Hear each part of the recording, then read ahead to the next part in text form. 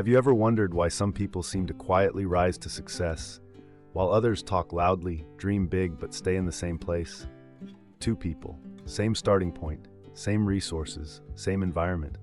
But years later, one has built something meaningful. They've created systems, habits, and routines that turned intentions into outcomes.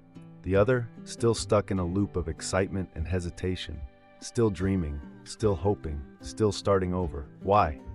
What's the real difference? Let me tell you a story, not one of viral fame, not of overnight fortune, but of a quiet transformation, a force that works behind closed doors, far from applause and recognition. It doesn't shout, it doesn't sparkle, it whispers, and it works. This force, it's not motivation, not raw talent, not lucky breaks. It's something quieter, something almost unimpressive at first glance, something that doesn't trend but triumphs. It's self-discipline, the choice to get up when no one's watching, the decision to do what matters again and again, the quiet victory of showing up even when it's inconvenient.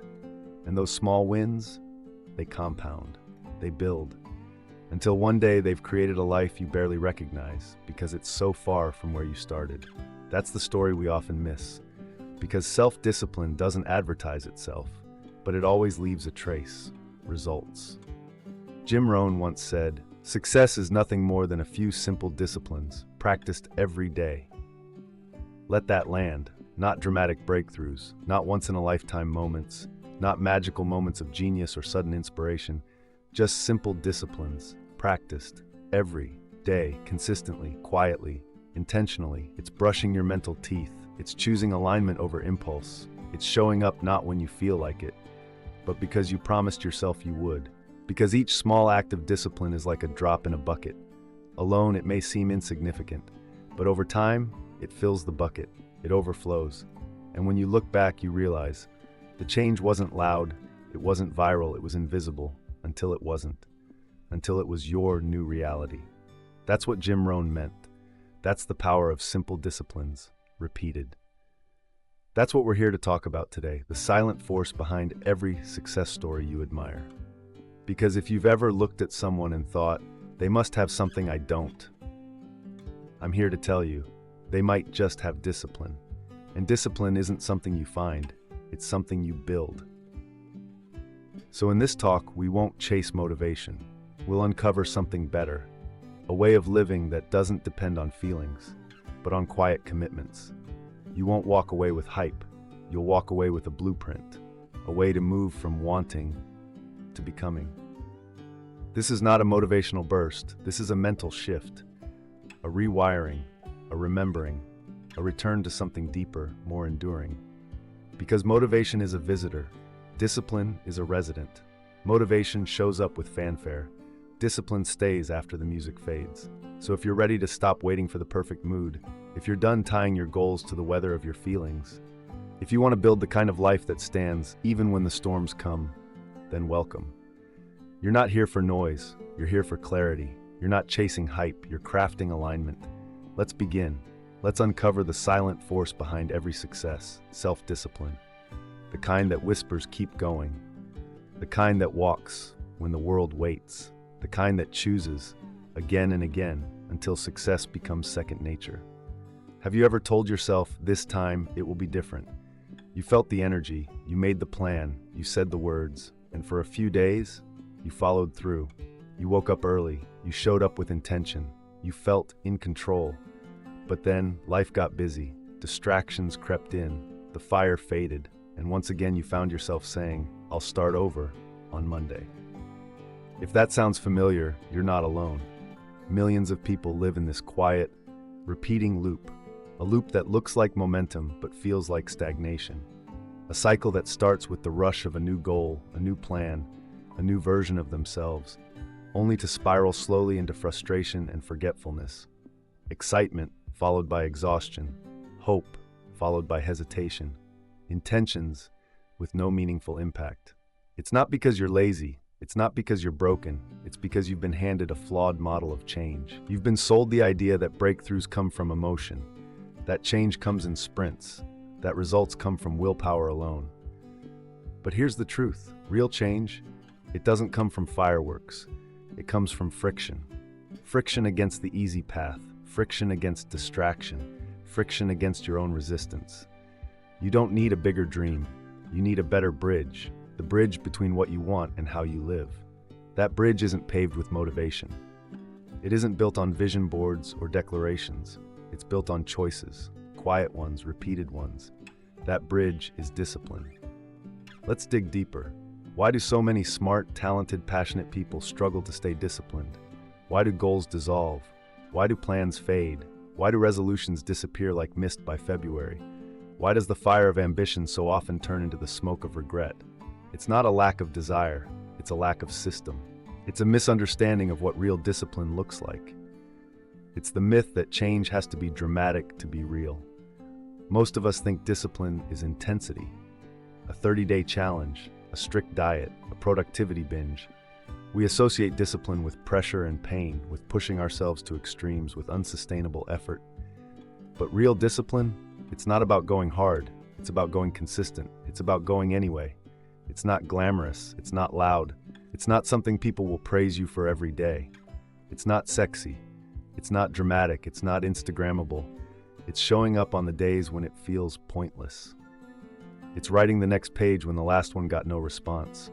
It's returning to the gym, the journal, the vision, when no one is watching. It's boring, it's repetitive, it's quiet mastery in the shadows. It's choosing what matters over what tempts. It's building a life that runs on purpose, not just excitement. And in that simplicity, that repetition is where transformation begins.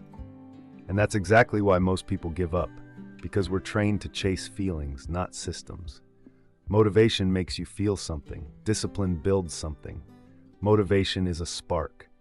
Discipline is the structure that holds the flame. So what's the pain behind our failure? It's not just disappointment. It's something much deeper, something that shifts how we see ourselves, even when we pretend nothing happened. It's identity erosion. It's the silent weakening of self-trust. Every time we break a promise to ourselves, we lose a little piece of inner integrity. A small crack forms in the foundation of who we believe we are. We stop believing in our own follow-through. We start labeling ourselves. I'm not consistent. I'm not disciplined. I'm just someone who never finishes. Those aren't just thoughts. They become identities. They become filters through which we view future opportunities. And suddenly, when a new dream comes along, we don't just hesitate. We doubt. We dismiss, we disqualify ourselves before we begin. That's the real cost. Not just time wasted, not just goals missed, but belief lost. Belief in our ability to change, belief in our ability to rise, belief in our ability to be someone different than our past.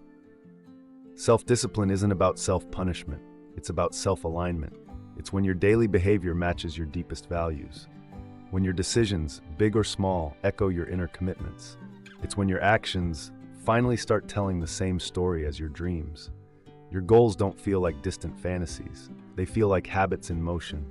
You begin to walk in sync with your vision. Your priorities show up in your planner. Your dreams show up in your daily routines. But when that alignment breaks, when we say we want change but continue our old patterns, it creates an inner split. A quiet fracture between belief and behavior. That crack doesn't scream, it drains. It drains your will, it drains your joy. It makes the most basic task feel heavy. Because we're no longer tired from effort, we're tired from contradiction. A cognitive dissonance that slowly drains our energy. That makes us feel tired even when we've done nothing. Because every action that contradicts our values pulls energy out of our spirit. It's not the doing that wears us down. It's the pretending. It's the effort it takes to carry two identities, one public, one internal. It's the misalignment, the subtle war between who we say we are and what we really do when no one is watching. Let me ask you, how many times have you started something and stopped? How many promises have you made to yourself and postponed? How many mornings have you said, tomorrow I'll be different, but tomorrow came and nothing changed? We live in a world of infinite options but very little ownership. We swipe through advice, we binge on ideas, we fill our minds with possibilities. But we rarely commit to a system. We rarely choose one thing and stay with it long enough for it to change us. Because systems are slow, and we are addicted to speed. We've been conditioned by instant gratification. We want progress to look like fireworks, not footsteps. We expect change to happen quickly or not at all. But transformation, it doesn't happen at the speed of swipe. It doesn't happen in the dopamine hit of a self-help quote. It happens in the trenches, in the quiet hours where no one is clapping. It happens at the speed of repetition, at the pace of trust, at the rhythm of commitment, small habits, simple choices, repeated behaviors, micro decisions made under pressure, tiny victories when no one's watching, done again and again and again, until the new becomes natural, until discipline becomes identity, until your life reflects not what you hoped for, but what you practiced. And here's the most overlooked truth. Discipline isn't a personality trait. It's not something you're born with. It's a practice. It's a muscle. It can be trained. The people you admire, they didn't wake up more focused than you. They just built systems stronger than their excuses. They stopped negotiating with comfort and started partnering with consistency. Discipline doesn't yell. It doesn't convince. It just shows up. Quietly, daily, relentlessly. That's what makes it powerful. That's what makes it the silent force behind every success. So if you've been struggling, you're not weak. You're just undisciplined. And that can change. You don't need more time. You don't need more motivation. You need more rhythm, more structure, more self-respect in action. Every act of discipline is a vote, not for a result, but for an identity. Every time you show up, you're whispering to your future, I believe in you, and one day that future believes back. So let's not chase energy. Let's build alignment. Let's not wait for the perfect mood. Let's choose the right move. Let's stop starting over. Let's start staying with it, because the pain of staying stuck will always outweigh the discomfort of staying consistent. The weight of regret, it lingers longer than the temporary sting of effort. And the truth is, there's no safety in standing still. Stagnation quietly erodes confidence, direction, and belief. And once you taste the strength of follow-through, once you experience what it feels like to trust yourself, truly trust yourself, you'll never again trade it for the sugar rush of a fresh start. You'll stop falling for the illusion that tomorrow will be easier, because you'll realize the real power lies in choosing today. Self-discipline isn't punishment. It's power. It's clarity. It's freedom wrapped in repetition. It's the daily act of telling your future, I've got you. Let it be your path.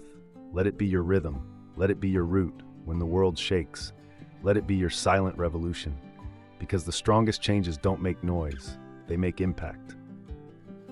Let's begin with a quote, a sentence that, in its simplicity, has transformed millions. Discipline is the bridge between goals and accomplishment.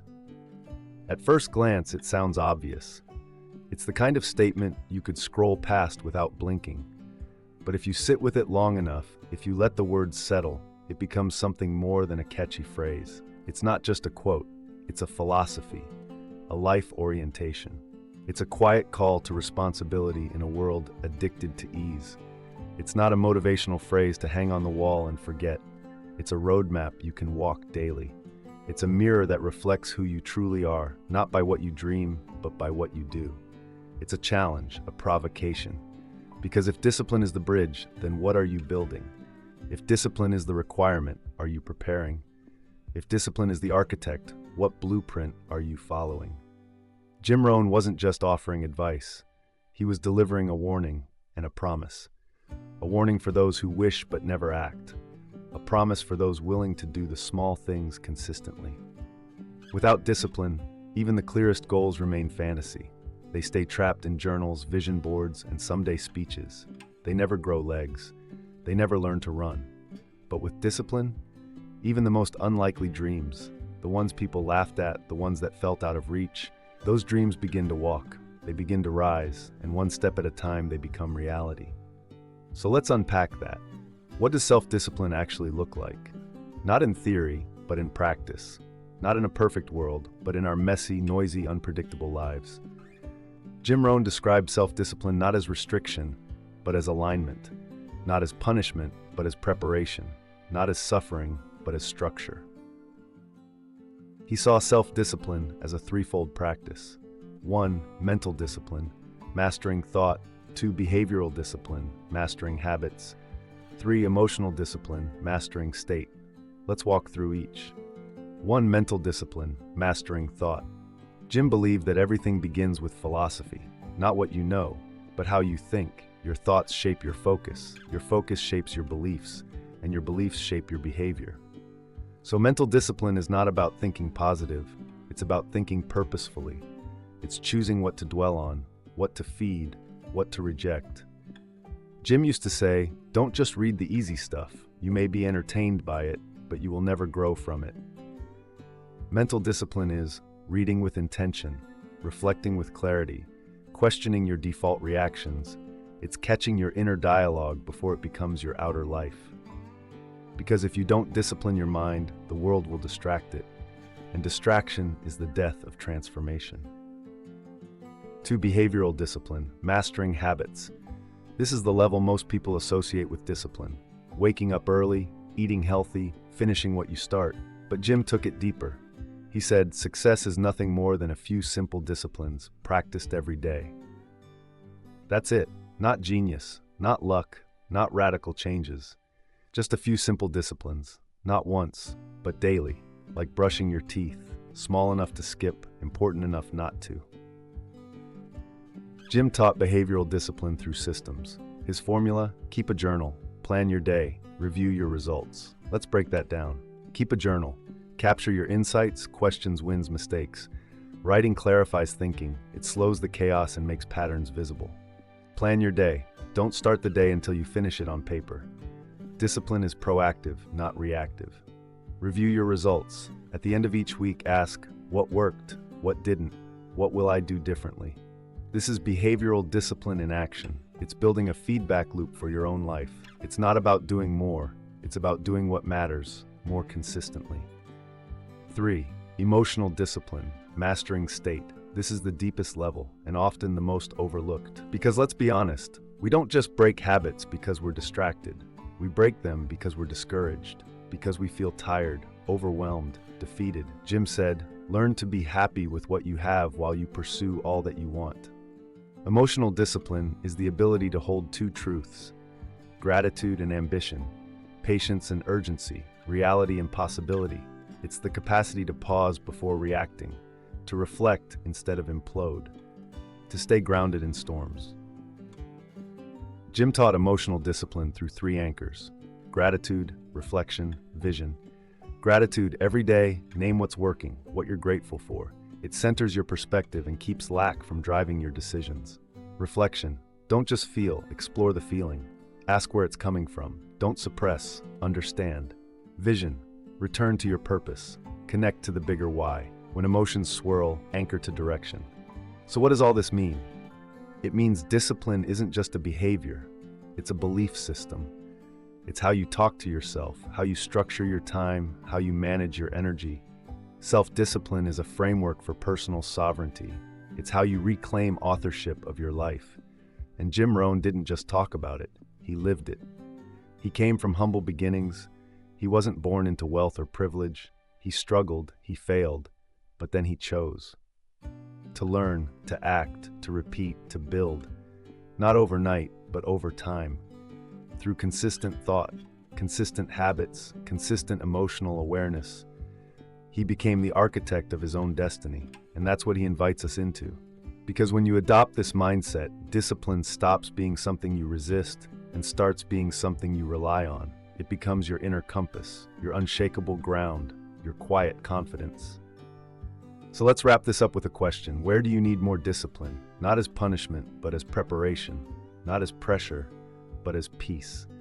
Because self-discipline doesn't restrict your freedom, it creates it. Jim said, for things to change, you have to change. For things to get better, you have to get better. So let today be the day. You choose that change, brick by brick, habit by habit, choice by choice. You become what you repeatedly do. Discipline isn't just a bridge, it's the blueprint. And you are the builder. So far, we've explored what self-discipline means, how Jim Rohn saw it, and why it is the silent force behind every success. But now, it's your turn.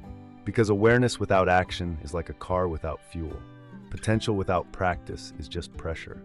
So let's shift from knowing to doing, from theory to motion. Today, I'll give you 3 small but powerful actions to build discipline, starting now. Not dramatic overhauls, not perfect plans, just 3 quiet, simple moves you can repeat daily. Each one is designed to rebuild trust with yourself, reprogram your habits, reset your inner compass. You don't need to wait for Monday or New Year's or a full moon. You can begin today. You can begin right here. Action 1. Track and translate your self-talk. Your discipline is deeply connected to your dialogue, especially the one inside your head. Most people lose the discipline battle not in action, but in identity. They say things like, "I'm not a morning person. I always give up. I'm just not consistent." Every time you say that, you don't just describe your reality, you reinforce it, you rehearse it, you cast a vote for it to continue. So here's your action. Today, for 1 hour or 1 full day, track your self-talk. Notice every time you say something limiting, negative, or absolute about yourself. Then right there, rewrite it, translate it. Turn "I always give up" into "I'm learning how to keep showing up." Turn "I'm terrible at focus" into "I'm training my focus 1 hour at a time." Turn "I'm not disciplined" into "I'm becoming someone who honors their word." You're not lying to yourself, you're leading yourself. You're choosing language that builds the bridge. Words are not just air, they are anchors, they set direction. And when used wisely, they align behavior. So post your new phrases somewhere, repeat them aloud, make them your mental playlist. Because when your language changes, your life follows. Action 2. Notice the micro moments. Discipline doesn't live in calendars. It lives in milliseconds, in that tiny space between stimulus and choice. You don't need to change your whole schedule. Just catch one moment. The moment when you reach for your phone instead of your journal. The moment when you skip the walk because Netflix calls. The moment when you feel triggered and want to quit. Those are the reps. That's the gym. That's where discipline is built. So your action, pick one type of moment, any micro moment that keeps showing up in your life. Then, next time it comes, pause, breathe, and ask, what would the disciplined version of me do right now? You'll be surprised at how often the answer is clear, and even more surprised at how often you can follow through. Discipline grows fastest, not in the big wins, but in the small private victories. Catch one micro moment today, interrupt the pattern, make a different move, and then celebrate it. Because that tiny act of awareness, that's how you rewire your reflexes. That's how discipline becomes instinct. Action 3. Create a 3-minute win routine. Let's be honest, most people don't fail because they didn't work hard. They fail because they didn't start small. We overplan, we overcommit, we try to redesign our lives overnight. And when it doesn't stick, we spiral. That's why we need tiny wins. Daily, repeatable, low-resistance wins. Wins so small they're impossible to skip, but powerful enough to shift your identity. So here's your action. Design a 3-minute routine. Yes, just 3 minutes. It could be 3 minutes of journaling, 3 minutes of stretching, 3 minutes reviewing your top 3 priorities, 3 minutes standing still and breathing, pause 0.5s. The point isn't the size, it's the signal. You're telling your brain, I keep my word, I follow through, I start the day aligned. Over time, this small ritual becomes your rhythm. It becomes your mental anchor. And the ripple effect? It's real. Because 3 minutes done daily often leads to 10, then 20, then a lifestyle. So don't wait for a 2-hour morning miracle. Start with a 3-minute movement of integrity. And do it every day, no matter what. That's how discipline becomes part of who you are. Let's recap 3 small moves, each one a seed, each one a step onto the bridge. 1. Track and translate your self-talk. 2. Notice the micro moments. 3. Create a 3-minute win routine. You don't need to do them all at once. Just pick one and begin. Not for the outcome, but for the identity. Not for the applause, but for the alignment. Because real change doesn't start big. It starts honest, it starts quiet, it starts now. And every act of discipline is a vote for the person you want to become. So what's your next vote? Choose it, act on it, and let it reshape your story. Discipline isn't far away, it's already inside you. Let today be the day you let it lead. Here we are, at the end of this journey, or perhaps at the beginning of something new. You've listened, you've reflected, you've looked inward, you've questioned, you've paused, you've connected with something within. And now it's time to decide. Because every insight we've uncovered, every principle we've explored, every truth that echoed through Jim Rohn's words means nothing until you move, until you choose, until you act, until your feet walk what your heart believes. Discipline is not a feeling. It's not a trait reserved for the few. It's not a switch that flips on good days and disappears on the hard ones. It is a decision, a small sacred one, made over and over again, in silence, in doubt, in discomfort, in foggy mornings, in busy afternoons, in quiet, lonely nights. And that's the beauty of it. Discipline doesn't demand perfection. It invites presence. It rewards alignment. It builds strength, not in volume, but in constancy. It's not a punishment, it's a practice, a ritual of remembrance, a rhythm of choosing what matters over what tempts, not rigid, but rhythmic, not forceful, but freeing, not dramatic, but deeply effective. Let me ask you, what would your life look like if you committed to one small act of discipline each day? What identity would that shape? What confidence would that create? What version of you would begin to emerge from behind old patterns? What would happen if, starting today, you stopped waiting for motivation and started honoring the commitments you whisper to yourself in quiet moments, the ones you've broken before, but not this time? You don't need a new planner or the perfect strategy or another book or more permission from the world.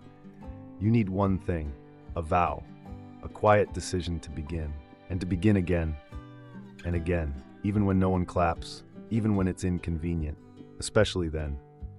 Discipline is not about doing everything. It's about doing something, the next right thing, the meaningful thing, the one thing you promised yourself. And from that something, everything begins to shift because movement creates clarity and integrity builds momentum. So here's my invitation to you. Tonight, before you go to sleep, ask yourself, what would the disciplined version of me do tomorrow morning? Then, do just one thing to honor that version of you.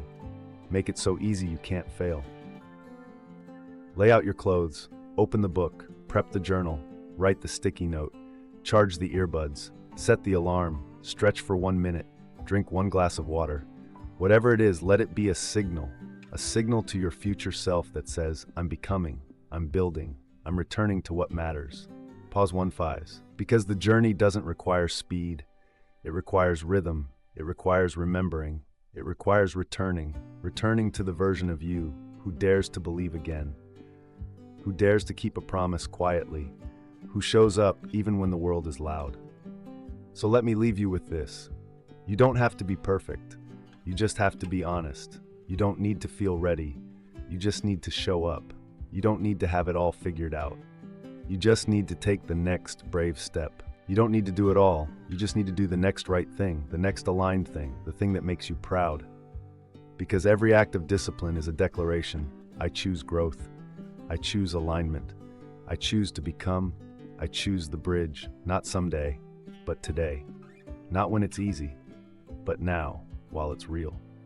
So if this message spoke to something deep inside you, if it reminded you of a version of yourself you don't want to forget again, a version that dreams, that tries, that rises, then leave a vow in the comments.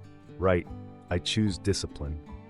Let it be public, let it be personal, let it be powerful, let it be yours. Because sometimes the smallest promises hold the greatest power. The quietest commitments become the most unshakable. And this isn't just the end of a video, it's the beginning of your bridge. It's the start of a new rhythm. It's the rebirth of momentum. So take the first step, then take another and another, because this is how a quiet life of intention becomes a legacy. One quiet act at a time. This is how you build it.